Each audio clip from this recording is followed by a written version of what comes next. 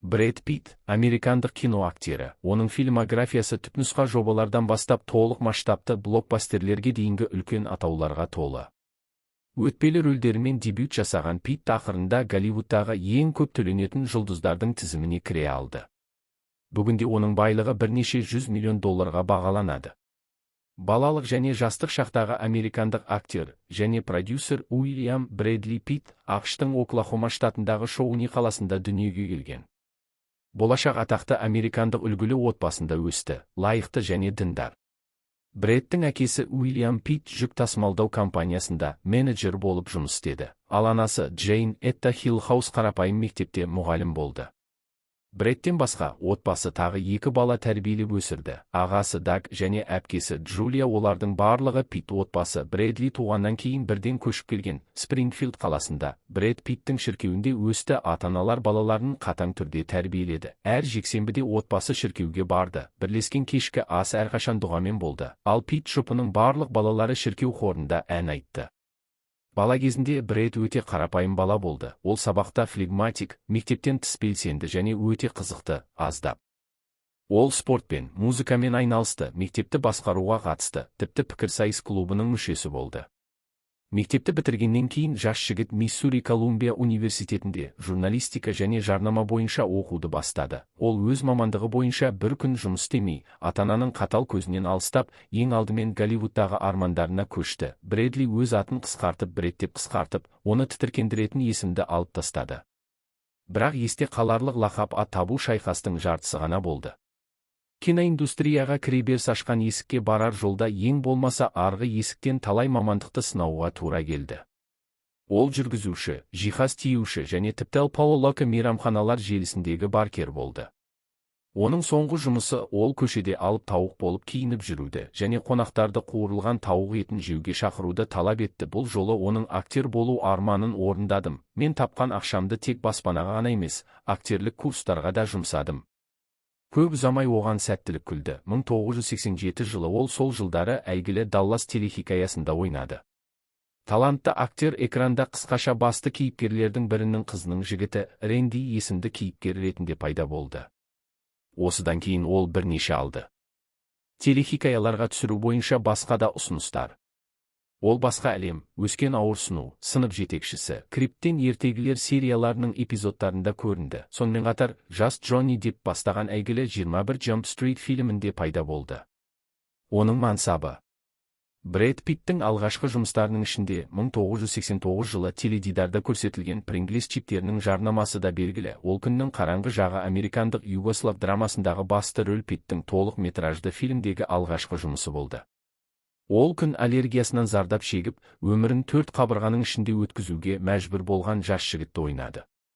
Фильм өте жақсы пікірлерге ие болды, бірақ ол тек 10 жылдан кейін шыққанымен 1998 жылға дейін түсірілім жұмыстары жүргізілген. Югославиядағы азаматтық соғыс кезінде кадрлардың бір бөлігі жоғалды деп саналды. Ал келесі фильм үшін класты кесу комедия мектебінің қорқынышты фильм үшін Брэд Питт өзінің алғашқы елеулі қаламақысын алды, $12,000. Жігіт Дуайт Ингалс рөлін алды. Жабайы орта мектеп баскетболшысы, мектеп жұлдызы. Жас Питті фильмдегі басқа актерлермен салыстыра отырып, көрермендер оның ойынның жоғары шынайылығын еріксіз атап өтті. Келесі бірнеше жыл ішінде Брэд Питт әртүрлі кейіпте өнер көрсетті. Ол сутенер және нашақор билим драмасы болды.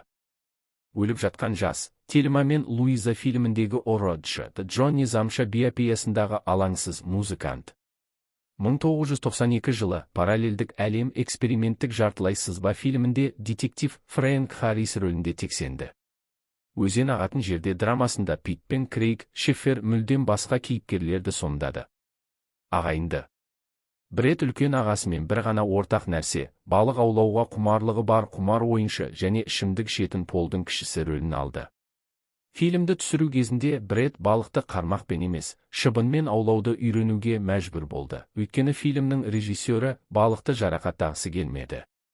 Актерлік мансап ағына 1994 жыл жас актер үшін тағдырлы жыл болды. Ол кезде Энн Райстың Нил Джорданның вампирмен сұхбат романының фильмге бейімделуі көрсетілді.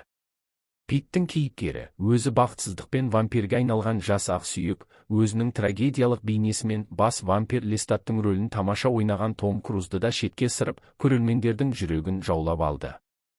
Сұхбаттан кейін Дэвид Финчердің 7 триллері шықты. Ол әлемді Брэд Питт пен Морган Фриманның тамаша дуэтімен таныстырды.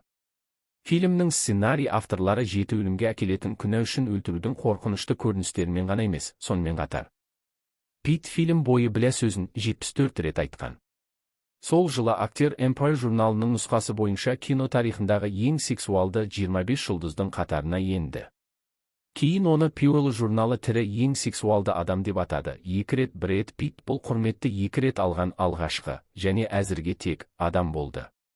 1995 жылы Брэд Питт Терри Гиллиамның 12 маймыл фильмінде екінші пландағы ең жақсы актер номинациясының бірінші номинациясын алды. Ол құтқарудың баламалы жоспарын ойлап тапқан вирусолог және жануарлар құқығын қорғаушының ұлы Джеффридің рөлін сомдады. Адамгершілік. Питт өзінің кейіпкерінің невротикалық сипатын өте сенімді түрде жеткізе алды. Оның сөзі шатастырып, кейде бұлыңғыр болды. Ал дірілдеген қимылдар Уиллистің кейіпкерін шатастырды. 1997 жылы Тибеттегі 7 жыл фильмі шықты. Фильм Қытайдың Тибетке басып кіруі туралы баяндайды. Осыдан кейін Питт пен оның әріптесі Дэвид Тюлис Қытай Халық Республикасымен шекарасын мәңгілікке жауып тастады. Сонымен бірге Джо Блэкпен кездесу мистикалық драмасы шықты. Бұл жолы Брэд Питт біздің әлемде сүйкімді жас жігіттің кейпінде пайда болған өлімнің өзін ойнады. Үздік рөлдер, жеке клуб және басқа фильмдер. 1999 жылы актер өзінің фильмографиясындағы ең аңызға айналған фильмдердің бірі, Чак Палахнюктың Жарлығыш романына негізделген Дэвид Финчердің Жекпе-жек клубы фильмін ойнады. Брэд Питт өзі үшін мүлдем жаңа рөлде пайда болды. Ымырасыз, радикал және психопат. Содан бері Брэд Питттің фильмге қатысуы оның сапасының сөзсіз көрсеткіштерінің біріне айналды. Ол бірден 2000 жылдың ең көп табыс әкелген фильмдерінің біріне айналған Гай Ричидің Snatch фильмінде ойнады. Питттің жарқыраған қойылымындағы жұқа татуировкасы бар сыған жауынгері фильмнің орталық фигурасына айналды. Джулия Робертс пен мексикандық мелодрамасы. Роберт Редфордтың Голливуд ардагерімен бірге шпиондық ойындар және соңында Питт команданың мүшесі болған Мұхиттың 11 культтік фильмі. Джордж Клуни мен Мэтт Деймонмен шебер ойнайтын тамаша қарақшылар. Питт қатысқан әртүрлі фильмдердің бұл тізімін ұзақ уақыт бойы жалғастыруға болады. 2000 жылы актер Достар телехикаясында 8 маусым 9 эпизод қонақ атақты ретінде көрінді. Ол Моника мен Рейчелдің бұрынғы сыныптасын ойнады. Ол Моника сияқты мектепте семіз болды. Ол үшін Рейчел оны барлық мүмкін түрде мазақ етті. Есейе келе өзін жинап, салмағын жоғалтты. Бірақ оның жүрегінде қылмыскерге деген өшпенділік сақталды барлық үшін. Өмір. Прокатта $500 миллиард жинаған Троя фильмінің коммерциялық табысы Брэд Питттің мансабын жаңа раундпен қамтамасыз етті. Оның қатысуымен Мистер және Миссис Смит фильмі де пайда болды. Оның түсірілімінде Питт Анджелина Джолимен қарым-қатынасты бастады. Брэд Питт актердің режиссер Дэвид Финчермен үшінші ынтымақтастығы болған Бенджамин Баттонның қызық оқиғасы фильміндегі ең танымал рөлдердің бірін сомдады. Қарт болып туып, өмірін керісінше өткізіп, сәби болып өлетін адамға айналу оңай болған жоқ. Питт тағы да Оскар номинациясын алды. Сондай-ақ комедиядағы ақымақ Чад Фельдхаймердің образдары да көрерменді тәнті етті. Джоэл мен Этан Коэннің оқығаннан кейін күйдіруі. Сондай-ақ Inglorious фильміндегі қатыгез нацистік аңшы Альда Апачи Брэд Питт, 2002 жылы Дженнифер Энистон және Голливудтың Paramount Pictures киностудиясының басшысы Брэд Греймен бірлескен Planned Entertainment атты жеке продюсерлік компаниясын құрды. 2005 жылы Джонни Депптің қатысуымен әйгілі Чарли және Шоколад фабрикасы фильмін шығарған Питт компаниясы болды. Ал бірнеше жылдан кейін Питттің күш-жігерінсіз олар прокатқа шықты. Анджелина Джолидің күшті жүрек және қорқақ, Роберт Форд Джесси Джеймсті қалай өлтірді сияқты фильмдерді жарықтандырыңыз. Брэд Питт Роберт Швенткенің уақыт саяхатшысы әйелі, сонымен қатар Мэтью Вонның Kick-Ass фильміне продюсерлік етті. Сонымен қатар Planned Entertainment Оскар сыйлығын алған кеткендер фильмін жасауға қатысты. Брэд Питт жиі кең экрандарда ғана емес көрінеді. Актер бірнеше рет жарнамалық роликтердің бас кейіпкеріне айналды. 2005 жылы ол Heineken үшін американдық нарықтың түсіріліміне қатысты, ал қиыр шығыста Голливудтың атақтысы Honda Acura жарнамасында көрінді. Бір ғажабы, Брэд Питт көптен күткен Оскар сыйлығын тек 2014 жылы ғана алды. Оған ақш киноакадемиясының жылдың ең үздік фильмі деп танылған 12 жыл құлдық тарихи драмасының продюсерлерінің бірі ретінде мүсінші берілді. Ол құлдықты жек көретін канадалық жұмысшының рөлін сомдады. Брэд Питтің жеке өмірі голливудтық әдемі адам қарым-қатынаста өте талғампаз. Брэд Питтің жеке өмірі 4 трекке құрылған. Бұл қыздардың есімдері барлығына белгілі: Джульетта Льюис, Гвинет Пэлтроу, Дженнифер Энистон, Анджелина Джоли. Алайда, егер Брэд Питтің алғашқы махаббаты туралы айтатын болсақ, актердің айтуынша бұл қайғылы болды. Мектепте оқып жүргенде ол бір сыныптасына ғашық болып, оның жүрегі үшін күресте жазды. Терезелерінің астындағы қардағы сары қыз болатын оның аты. Қызға мұндай романтикалық қимыл ұнамады. Мен сені жай ғана зерікті деп ойладым, бірақ қазір сен жай ғана ақымақ екенсің. Джульетта Льюис, жас өлетін фильмінде оның серігі болды. Бір жобадағы жұмыс, өкінішке орай, танымалдық сынағына төтеп бере алмаған құйын романспен аяқталды. Джульетта бастапқы актриса болып қала берді, ал Брэд жоғары деңгейге көтерілді. Әдемі жігіт қызғаныштың тұрақты көріністерінен шаршады, және ол Гвинет Пэлтроумен қарым-қатынаста болған 3 жыл үйленгеннен кейін Льюисті тастап кетті. Джульетта ажырасуды тым байсалды қабылдады және өз-өзіне қол жұмсамақ болды, бірақ сәтсіздікке ұшырады. Брэд Питт Гвинет Пэлтроумен 7 триллері түсірілімінде кездесті. Алғашқы кездесуде актер ессіз ғашық болды. 1996 жылы баспасөз алдағы үйлену тойы туралы қатты айтылды, бірақ ерлі-зайыптылар ажырасу туралы жаңалықтармен барлығын таң қалдырды. Оның себебі Гвинеттің Питті бір көргеннен ұнатпайтын анасында екені белгілі болды. Әдепсіз мінезі, дөрекі сөздік қоры және үнемі мыжылған киімінің арқасында ол оны төбешік деп санап, қызына қысым жасады. Ол, өз кезегінде, сүйіктісінің имиджін өзгерту бойынша тығыз жұмыс істей бастады, бірақ оны асыра орындады. Брэд бұл туралы ойлады, және олардың арасында ортақ ештеңе жоқ екенін түсінді. Ал егер солай болса, онда өзгертудің барлық әрекеттеріне шыдаудың қажеті жоқ. Оның табиғаты. Брэд Питт өзінің алғашқы заңды әйелі, Достар сериалының жұлдызы Дженнифер Энистонмен сериал түсірілімінде кездесті. Бұрынғыдай емес, ол оны өзгертуге тырыспады, бірақ пижамада немесе іскерлік костюмде, көңілді немесе мұңайғандай болды. Ерлі-зайыптылар 2000 жылдың жазында үйленді. Джен, менің өмірімнің әйелі, деп мақтанышпен айтқан болатын. Оның қанатының астында ол қазір таныс зайырлы жылтырға ие болды, және өзінің ең коммерциялық табысты рөлдерін ойнады. Бірге олар Беверли Хиллзде сәнді үй сатып алып, жиһаздады және достар біткен соң балалы болуды жоспарлады. Бірақ жоспарлары жүзеге аспады. 2005 жылы Анджелина Джоли байқаусызда Брэд Питт пен Дженнифер Энистонның арасында тұрды. Кейінірек Голливудтың корольдік жұба атанған жастардың арасындағы сезімдер «Мистер мен миссис Смит» фильмінің түсірілімінде пайда болды, бірақ олардан тікелей сұрағанда да Питт оның басқа әйелі бар екенін айтты. Сондықтан Африкада папараццилер түсірген сурет Энистонды таң қалдырды. Брэд пен Анджелина жағажайда актрисаның асырап алған ұлы Мэддокспен ойнап отырды. Атмосфера жай ғана достық емес, романтикалық кездесуді еске түсіретіні анық. Содан бері ерлі-зайыптылар өздерінің сезімдерін көпшілік алдында мойындамаса да, енді жұртшылықтан жасырмады, және 2006 жылдың қаңтарында Джоли Питттен бала күткен кезде, олар өздерінің қарым-қатынастарын ресми түрде мойындады. 2006 жылдың мамырында ерлі-зайыптылардың қызы болды. Оның есімі Шило Нувель болды. Ал 2 жылдан кейін егіздер дүниеге келді. Қыз Вивиан Маршелин және ұл Нокс Леон. Айтпақшы, ерлі-зайыптылардың барлық биологиялық балалары кесарі тілігі арқылы дүниеге келген. Барлығы Джоли Питт отбасы 6 баланы, оның ішінде асырап алған 3 баланы тәрбиелеп өсірді. Мэддокс Сиван, Пак Стиен және Захара Марли жұлдызды жұп тек 2014 жылы қарым-қатынастарын заңдастыруға шешім қабылдады. Питт пен Джолидің үйлену тойы олардың Голливудтағы ең көп төленетін атақты адамдар мәртебесіне сәйкес келмеді. Келіншек балаларының суреттерінің көшірмесі бар көйлек киді. Оның ішінде Дженнифер Энистонның портреті бар. Рейчел дерлік менің анама ұқсайды деп шақырылған қонақтардың арасында небәрі 22 адам болды.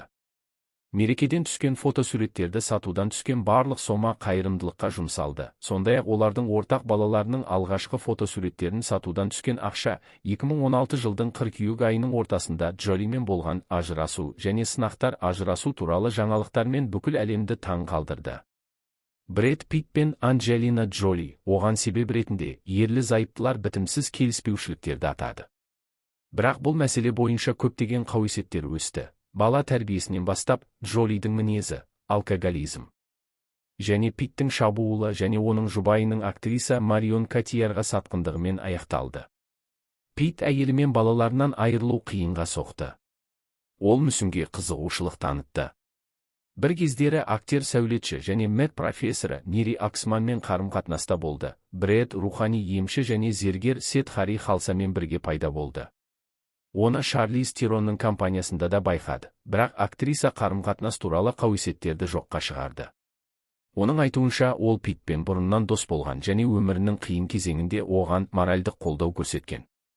2019 жылы ажырасу процесі аяқталуға жақын болған кезде, ізбасарлары экран жұлдызынан оның Джолимен қайта қосылу мүмкіндігіне оптимистік көзқараспен қарайтынын естіді. Алайда бұрынғы ерлі-зайыптылар әлі бірге емес дегенмен Анджелина Брэдтің өмірін бақылауды жалғастырды. Ол Питтке рэпер Канье Уэстпен және Ким Кардашьянның бұрынғы күйеуімен дос болуға тыйым салды. Актриса мұндай танысу ерлі-зайыптылардың балаларының дамуына кері әсер етеді деп болжады. 2021 жылдың наурыз айында Джоли бұрынғы күйеуіне тұрмыстық зорлық-зомбылық жасаған үшін айып тағып, сотқа дәлелдемелерді ұсынбақшы болды. Актер шошып, жүрегі ауырды. Мамыр айында баланы қамқорлыққа алуға байланысты сот процесі жалғасты. Ажырасқан сәттен бастап Ангелина талап етті. Бұрынғы күйеуінің мұрагерлерді өсіру құқығын шектеу. Судья балалардың ата-аналарына тең құқық беріп, ата-аналардың тең құқықтары туралы шешім шығарды. Джоли мұнымен келіспеді. Ол судьяны орнынан алып, бұл шешімді бұзып үлгерді. Питттің адвокаттары берген апелляциялық шағымда қабылданбады. 2022 жылдың күзінде Джоли неке кезіндегі қарым-қатынасы туралы жаңа мәліметтерді ашты. Ол 2016 жылы отбасымен бірге ұшақта ұшып бара жатып, Питт мас болып, олы тұрған әйелімен ұрсып қалғанын айтып берді. Әкесі ашуланып, баланы ұрып-соғып, тұншықтырып өлтіре бастады. Оны қорғауға ұмтылған Анджелинаны арқасынан орындыққа лақтырып жіберді. Сондықтан ол арқасымен шынтағын жарақаттады. Актер әлі күнге дейін барлық айыпты жоққа шығарады. Ажырасқаннан кейін папараццилер жұлдыздың жүрегіндегі бос орынға кімнің таласқанын анықтауға тырысты. Олар 2020 жылы жетістікке жетті. Атақты неміс моделі Николь Патуральскиймен бірге байқады. Жұртшылық бұл жаңалықты екі түрлі қабылдады. Біріншіден, Николь өзінің сүйіктісінен әлдеқайда жас еді. Екіншіден, ол үйленді. Алайда біз білгеніміздей, Мэри әйелінен 40 жас үлкен заңды күйеуі Роландпен ашық қарым-қатынаста болған. Оның үстіне, ажырасқан Питтке модельді таныстырған Роланд болды. Алайда бұл роман болып шықты. Өткінші. 2020 жылдың күзінде инсайдерлер ажырасу туралы белгілі болды. Брэд пен Николь іс жүзінде бірге болмады, өйткені модель Германияда тұрып жұмыс істеді. Сонымен қатар, актер әлі де жүрегіне ықтимал үміткердің отбасылық жағдайынан ұялды. Питт швед жұлдызы Ликке Лимен қарым-қатынасын ұзақ жасыра алмады. Журналистер атап өткендей, олардың арасындағы романтикалық қарым-қатынасты табу оңай болған жоқ. Факт, Брэд пен Ликке көршілес. Ал олардың бірге көрінуі көпке дейін күдік тудырмады. 2022 жылдың қаңтарында олардың 2021 жылдың жазынан бері кездесіп жүргені белгілі болды. 2022 жылдың наурызында Бак Энистонмен қарым-қатынастың жаңаруы туралы қайтадан айта бастады. Дженнифердің досына сілтеме жасай отырып, олар атақты адамдар актриса өзінің келесі жобасын түсіріп жатқан Парижде бірге уақыт өткізгенін және тіпті бірге тұрғанын жазды. Күзде Бак Питттің фитнес жаттықтырушы Инес де Рамонмен қарым-қатынасы туралы айта бастады. Бұған ерлі-зайыптылардың Бононың концертіне келуі және Брэдтің достарымен кездесуі себеп болды. Инсайдерлер актердің Инеспен ауыр қарым-қатынаста болғанын хабарлады. Жұлдыз үшін өткен өмірмен қоштасудың ерекше әрекеті ол 1994 жылдан бері тұрып жатқан аңызға айналған үйді сату болды. Мүлік $39 миллион бағаланды. Бұл Питттің жаңа үйге көшуді жоспарлағаны белгілі. Ол оны жазушы Дэниел Джеймстен алған. Брат Питт қазір 2023 жылдың қаңтарында бұқаралық ақпарат құралдары Бред өзінің Planned Entertainment продюсерлік компаниясының бақылау пакетін сатқанын және өзінің актерлік мансабын тоқтатып, Францияға көшуді қарастырып жатқанын хабарлады. Алайда танымал тұлғаға жақын дереккөз бұл ақпаратты жоққа шығарды. Бірақ Энистон бұрынғы күйеуінің жоспарлары туралы естіп, сотқа шағымдану туралы шешімін жариялады, өйткені бұл компания олардың некесі кезінде құрылған. Актриса оны сатудан түскен табыстың бір бөлігіне үміт артқан. Біраз бұрын Питттің фильмографиясы Вавилон жобасымен толықтырылды, онда ол Марго Роббимен бірге басты рөлде пайда болды. La La Land, Демьен Шазель түсірген фильм жылдың басты оқиғасы болу мақсатымен жасалған. Алайда, фильм кассада сәтсіздікке ұшырады, тіпті бюджетін өтей алмады. 2017 жылы World Wars ғылыми фантастикалық фильмінің жалғасы шықты, ал 2018 жылы Питт Райан Рейнольдспен бірге Дэдпул 2 блокбастерінде көрінбейтін адамды ойнады. Кейіпкердің бет әлпеті фильм кезінде оны ток соққан кезде бір рет қана көрсетілді. 2019 жылдың тамыз айында Квентин Тарантино нақты оқиғаларға негізделген бір кездері Голливудта жаңа фильмін Чарли Мэнсонның отбасы, Роман Поланскийдің әйелі Шарон Тейнді өлтіру оқиғасын ұсынады. Питт Криф есімді каскадерлік рөлді сомдайды. Бут оның түсірілім алаңындағы серіктесі, қарапайым жұлдыз, Рик Далтон рөліндегі Леонардо Ди Каприо болды.